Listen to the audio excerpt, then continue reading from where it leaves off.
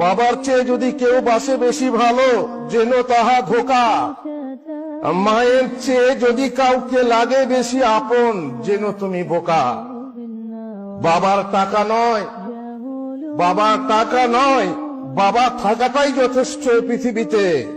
বাবার পরিশ্রমী শরীরটা দেখলে ছেলের স্বপ্নগুলো ভেঙে যায়।